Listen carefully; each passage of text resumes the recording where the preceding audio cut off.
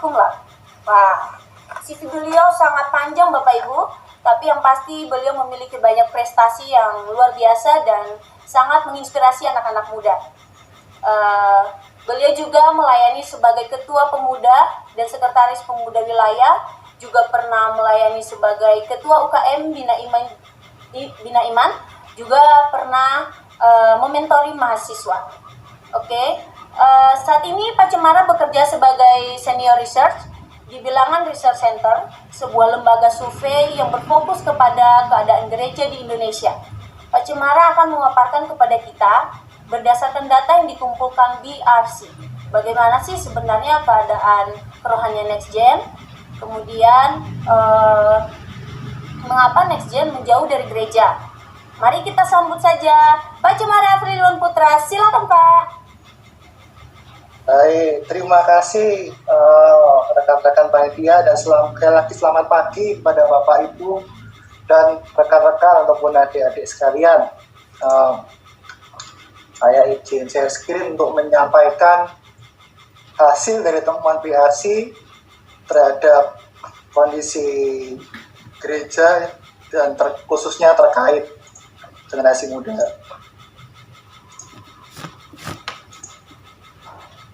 Sebentar. Oke, ini slide sudah muncul ya. Jadi ini saya beri judul, saya ngambil dari salah satu phrase yang ada kayak di draftnya panitia ya.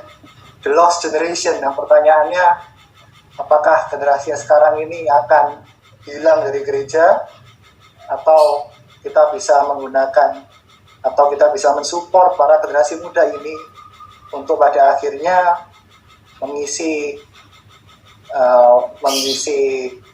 warna gereja dan juga bermanfaat bagi sekitar. Jadi ini adalah paparan temuan dari BRC dari hasil survei tahun 2017 sampai yang terakhir survei tahun 2021. Nah, untuk yang di awal yang saya akan paparkan adalah bagaimana sih kondisi terkait generasi muda dan gereja. Nah, dari hasil survei PRC pada tahun 2017 ya, akhir 2017, ketika di survei kepada sekitar 4.394 hamba Tuhan terkait bagaimana sih pertumbuhan secara jumlah, jadi bukan pertumbuhan secara kualitas ya. Karena kan ada kualitas ada kuantitas, tapi ketika kita lihat bagaimana pertumbuhan jumlah remaja atau pemuda dalam 10 tahun terakhir, ternyata hasilnya seperti ini. Gereja itu khususnya di usia remaja atau pemuda dalam 10 tahun terakhir dalam artian 2016, jadi ini sebelum pandemi, kecenderungannya dua. Kalau tidak bertumbuh pesat atau tidak bertumbuh. Dari mana angkanya seperti ini?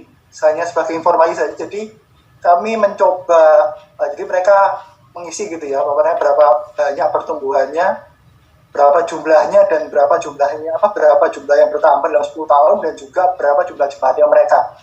Nah, kalau pertambahannya itu tidak lebih dari 1,3%, itu angka sekitar 1,3-1,4% itu adalah angka laju penduduk gitu. Jadi pertambahan penduduk setiap tahun Indonesia, jadi kita pakai angka di situ. Jadi kalau jumlahnya tidak lebih dari 1,3% kalau bertambahnya lebih daripada itu, maka dapat dikatakan bahwa gereja itu bertumbuh pesat. Jadi misalnya nih, dalam waktu, misalnya dalam sebuah gereja, misalnya remajanya ada 50. Nah, kalau misalnya dalam 1 tahun aja jumlahnya bisa bertambah 5, itu sudah dapat dikatakan bertumbuh pesat.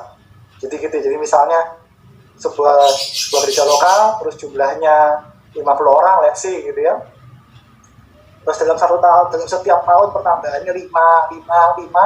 Nah, itu sudah dianggap bertumbuh pesat. Tapi kalau di bawah itu, misalnya di bawah 1,3% itu berarti nggak sampai 2, misalnya nambahnya itu hanya dianggap bertumbuh. Atau bahkan kalau misalnya tidak berkurang, itu justru tidak bertumbuh sama sekali. Jadi kecenderungannya itu adalah ini, antara bertumbuh pesat atau bertumbuh di atas 1,3%, ataupun sama sekali tidak bertumbuh. Jadi sudah sejak zaman lama gitu ya, kecenderungannya hanya dua ini aja. Jadi kalau nggak anak muda ya semakin ramai, atau anak muda semakin sepi. Jadi kecenderungannya antara dua ini. Dan ternyata kalau dilihat juga, kalau ditanyakan pada para hamba Tuhan mewakili gerejanya mereka. Dan kalau dilihat, ditanyakan di survei kepada generasi muda itu sendiri pada tahun 2017 di tahun yang sama juga, ternyata jumlah generasi muda yang semakin jarang gereja atau yang sudah tidak lagi rutin beribadah. Ini tidak lagi rutin beribadah, bukan berarti pertanyaannya adalah ini ibadah hari Minggu ya, jadi bukan rutin ikut acara remaja apa enggak, bukan. Ini betul-betul tidak rutin lagi beribadah dalam artian ibadah Minggu.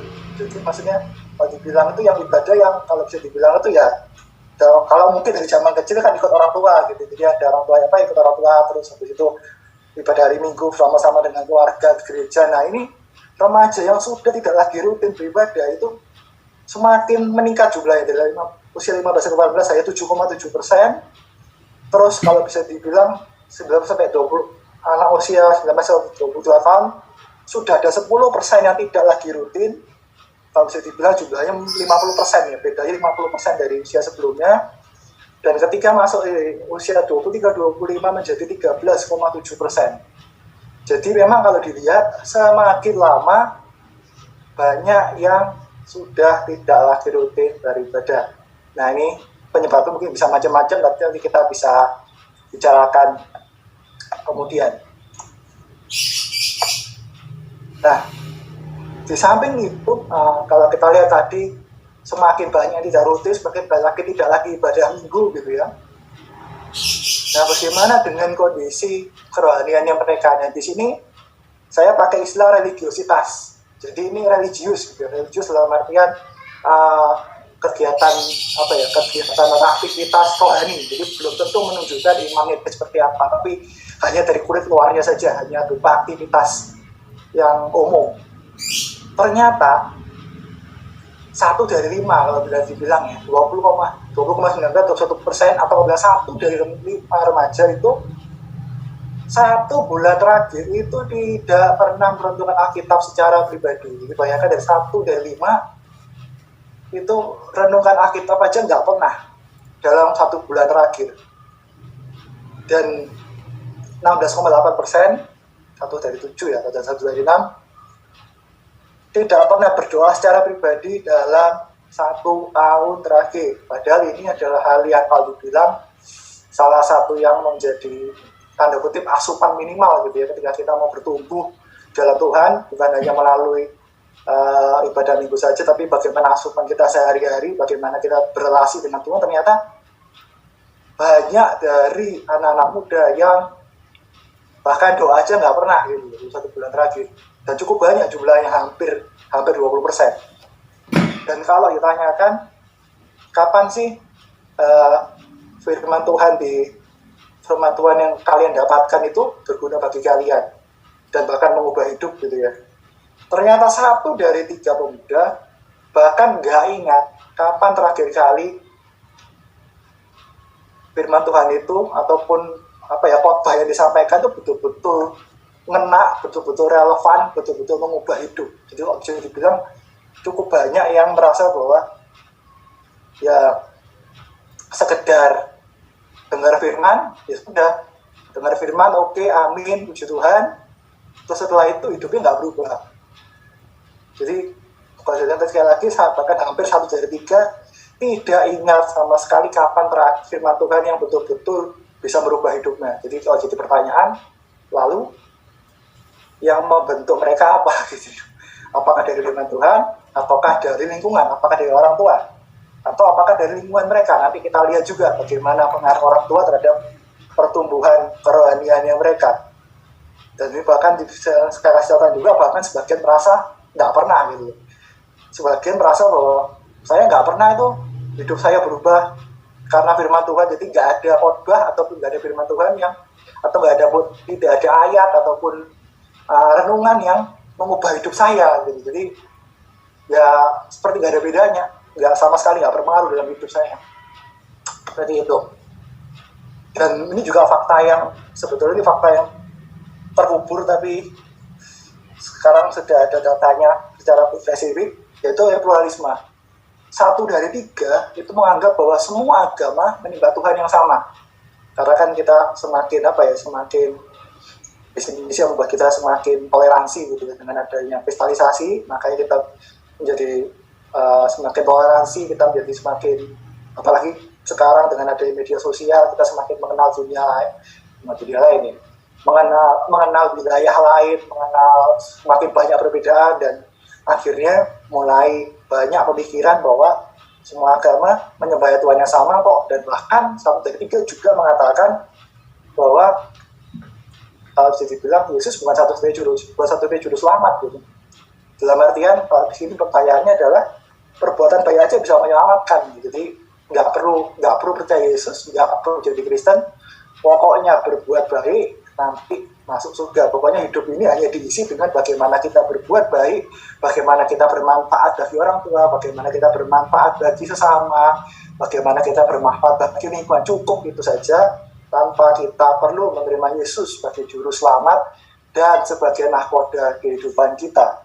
Jadi cukup banyak yang berpandangan seperti itu, dan ini semakin lama jumlahnya semakin banyak yang memang sangat dipengaruhi oleh narasi bahwa kita bertoleransi. Oke, kita bertoleransi, sebetulnya kita bertoleransi sih, tapi bahkan toleransi ini sampai di dalam tahap toleransi pengajaran. Jadi ini perlu Bapak Ibu pembimbing pemuda atau Bapak Ibu rekan-rekan hamba Tuhan, ini juga perlu diperhatikan. Ini adalah cara berpikir saat ini, bagaimana melihat suatu agama, dan bahkan sekarang sudah berkembang juga ya, spiritual but religius, ada juga pandangan seperti itu juga, tapi saya nggak mau melebar kemana-mana. Jadi banyak sekali kalau dibilang perkembangan cara berpikir yang mulai masuk, apalagi dengan mudahnya dengan era internet sekarang, dengan eranya YouTube, eranya Instagram, Clubhouse. Semua pengajaran bisa didapatkan dengan mudah, dan nanti pemuda itu sendiri yang nanti tinggal menentukan mana yang mereka suka. Itu menurut saya, kalau saya lihat hasil seperti ini. Dan kalau dilihat, kalau kita mau melihat apa sih yang perlu diperhatikan gitu ya, kalau kita berbicara dalam konteks gereja gitu, ada 3 hal. Yang satu adalah saya akan menyampaikan bagaimana di sisi orang tua, yang kedua adalah di sisi gereja, dan yang ketiga adalah di sisi anak mudanya itu sendiri. Bagaimana dengan orang tua? Kaitannya dengan anak muda seperti apa? Ternyata 3 dari 4 merasa tidak mendapat bimbingan yang cukup dari orang tua atas pertumbuhan spiritualitasnya. Jadi kalau dibilang sekitar 75% itu merasa sama orang tuanya tidak memperhatikan pertumbuhan rohani dia gitu. Jadi tidak merasakan bimbingan, padahal apalagi zaman sekarang gitu ya, gereja kalau ini saya pribadi ya, kan paling banyak kita kan selain anak muda ya, atau orang kerja pun juga kan ke gereja paling hanya 1 jam 2 jam, tambah ibadah minggu paling cuma ibadah remaja pemuda mungkin ya 1 jam 2 jam gitu ya, sisanya di mana? Di rumah. Apalagi sekarang gitu ya, dengan adanya pandemi ini, maka semakin dibatasi dan semakin baik di rumah, jadi akhirnya peran orang tua menjadi semakin besar. Tapi ternyata saya ini kalau sekarang sih belum survei, kalau survei sekarang memang belum ada, tapi kalau dari hasil survei yang lalu mengatakan bahwa orang tua tidak membimbing kerohanian anak-anaknya gitu. Jadi seolah-olah masih dibilang bisa jadi mungkin merasa bahwa, dan saya sempat menangkap juga bahwa urusannya rohani ya sudah, biarkan gereja yang ngurusin gitu, biarkan guru sekolah minggu, biarkan guru pemuda, biarkan pembimbing remaja misalnya, biarkan hamba Tuhan di gereja, itu urusan rohani. Di rumah tidak perlu dibimbing, cukup misalnya diberi istilahnya itu ya, ditemenin, lihat pertumbuhannya. Tapi kalau urusan rohani udah serahkan ke sekolah minggu aja cukup. Kalau sekolah minggu kurang, karena kan cuma hari minggu aja, masukkan ke sekolah swasta Kristen misalnya. Biarkan nanti guru agama di sekolah, sistem pembelajaran di sekolah itu yang nanti akan membentuk mereka menjadi remaja dan pemuda yang takut akan Tuhan. Jadi seperti seolah-olah lepas tangan, seperti itu. Itu yang saya lihat juga, dan saya baru ingat itu data ini dan saya masukkan di sini. Ternyata memang semuanya itu masih sangat-sangat kurang gitu, berpengaruh gitu. Bahkan even sekolah sempat saya juga di Instagram ada gitu ya. Bahkan sekolah Kristen sama sekolah swasta Kristen sama sekolah negeri ternyata tidak berbeda secara signifikan membentuk kerohanian pemuda gitu. Jadi meskipun dimasukkan sekolah Kristen ataupun dimasukkan sekolah non Kristen ataupun sekolah negeri, ternyata kerohaniannya sama gitu, nggak ngaruh. Jadi memang peran orang tua ini sangat-sangat penting. Dan 1 dari 5 merasa orang tua tidak pernah memberikan perhatian pada pertumbuhan pribadi. Jadi misalnya ditanya PR aja enggak, ditanya misalnya bagaimana kondisi hari ini, misalnya ya paling cuma basa-basi aja, tapi betul-betul tidak ada pembicaraan yang mendalam, tidak ada curhat dengan orang tua. Ya sudah, pokoknya kasarannya mami kasih ini, kamu jalani hidupmu, nanti kamu perlu apa, kami kasihkan seperti itu. Tidak ada koneksi yang mendalam, tidak diperhatikan pertumbuhannya, seperti itu kondisinya. Dan kalau dilihat juga ini di survei kemarin juga, persekutuan keluarga misalnya ya,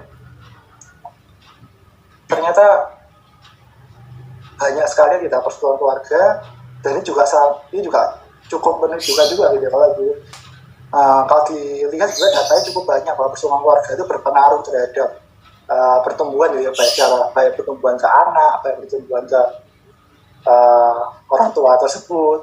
Nah, tapi saya tidak masukkan di sini, tapi sudah malas itu, sudah tidak ke gereja, terus di rumah pun sama orang tua nggak dibimbing, persekutuan keluarga juga hanya 1 dari 2 yang mengadakan, dan memang kondisinya antara sebelum pandemi dan setelah pandemi tidak berubah, angkanya sama persis. Jadi ya itulah kondisi, ya tidak ada yang betul-betul memperhatikan kondisi rekan-rekan ini, rekan-rekan muda. Dan di sini hal yang cukup menarik juga, ternyata kesungguhan orang tua dalam mengikut Kristus, baik ayah maupun ibu, itu sangat berpengaruh pada kerohanian anak. Memang kalau ini hanya waktu itu sempat di survei tahun 2017 itu atau 2016 itu hanya minimal 4 variabel ini gitu, yang minimal dalam 4 hal ini.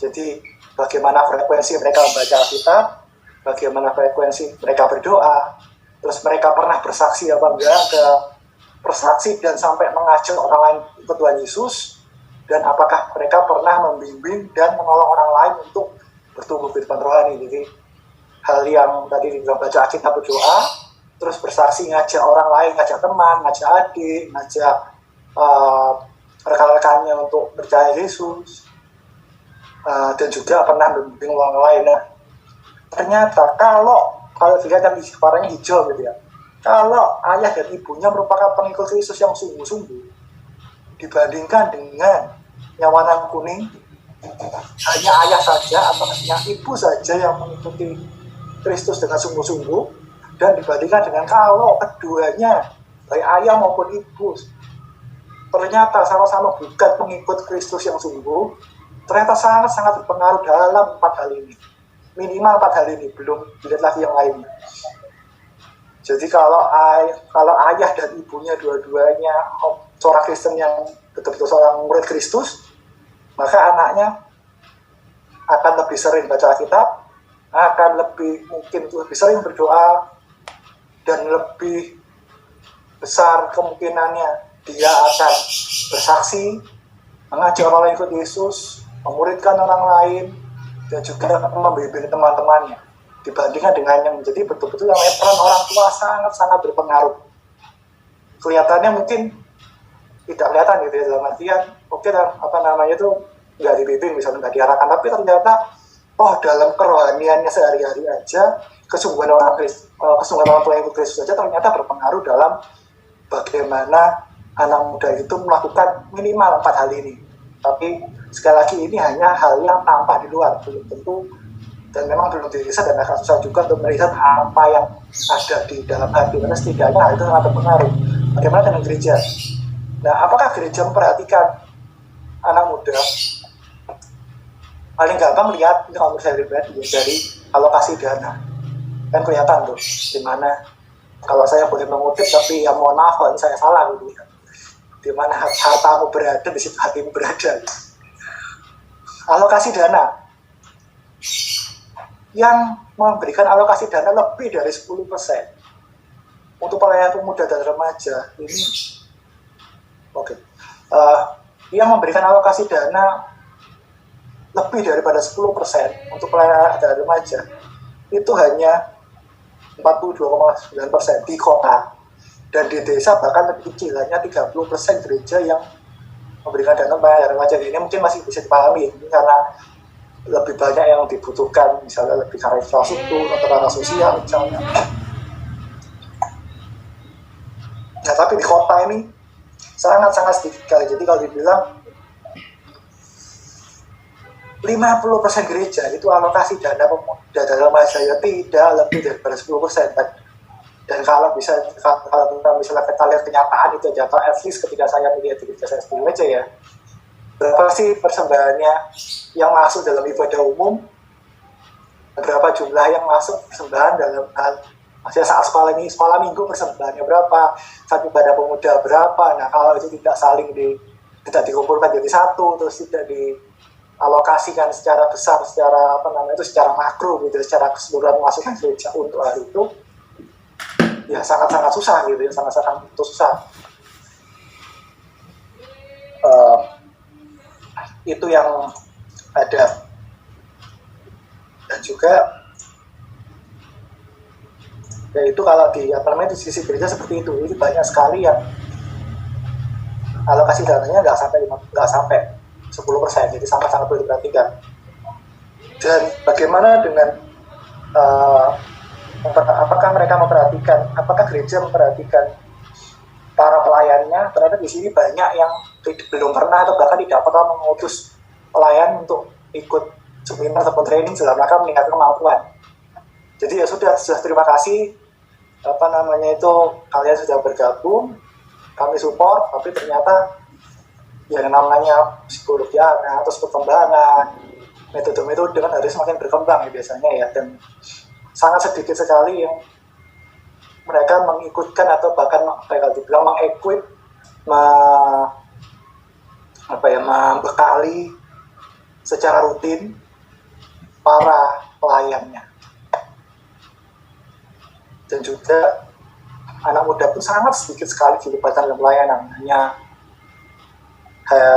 banyak yang sekitar 40% ya, itu hanya 40% saja yang usia 18 tahun ke bawah atau anak muda cukup baik di pelayanan. Sisanya bukan anak muda yang ngisi. Pelayanan ini saat ini saya buat pelayanan rutin, jadi bukan hanya pelayanan yang sedang, yang biasa-biasa saja, tapi betul-betul pelayanan rutin ataupun mengambil bagian penting. Ini saya cepat aja di sini. Alasan gereja kalau kaum muda,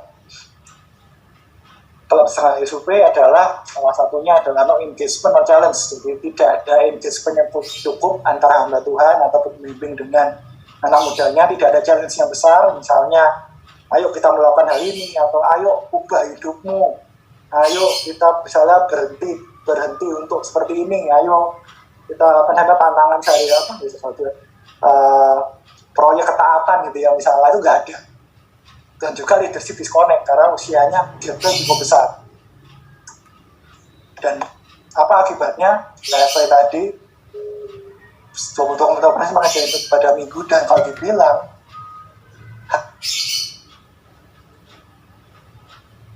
akan ibadah karena butuh makanan rohani ataupun ikut Yesus. Sisanya alasannya apa? Karena pelayanan, karena ikut orang tua, karena sudah jadi kewajiban.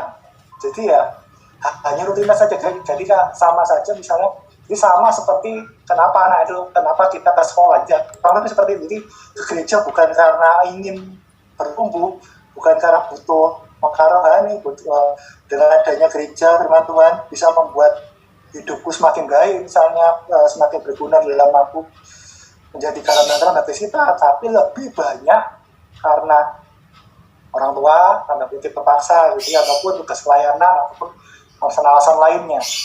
Jadi seolah-olah kalau tidak lagi dipaksa, ya nggak gereja.